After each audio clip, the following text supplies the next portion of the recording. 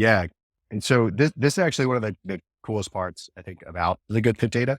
We really kind of shifted our strategy around it. And it was a little bit of what I alluded to before, that when you're in marketing, one of the most challenging pieces is actually getting together good quality data and being able to have it in a way that is accessible. So once we actually had it, now it was, okay, let's put it to work.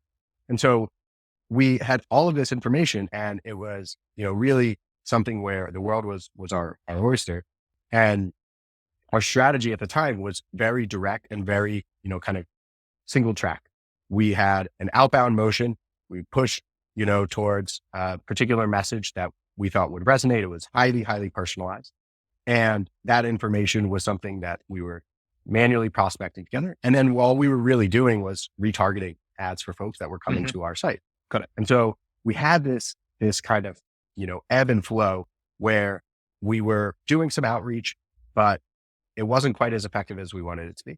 And at the same time, we were running these ad campaigns, and they weren't as effective as we wanted to be, because in one regard, we were highly personalized. It was incredibly time consuming. And in the other regard, we were very broad because there was so much information that we were still missing. So Mhm. we took this good fit data, and what we really started doing is creating hyper targeted audiences from it.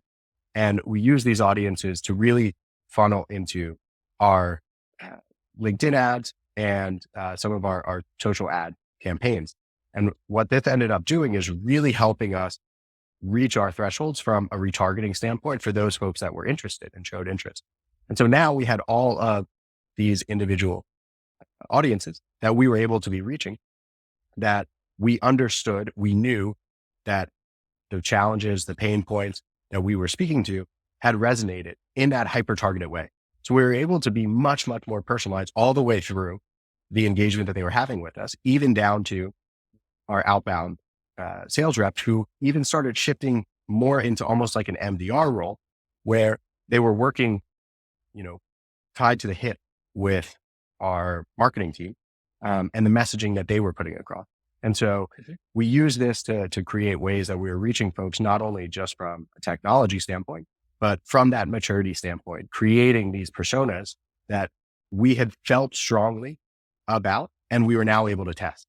And Mhm. it really shifted the way in which we were able to have conversations.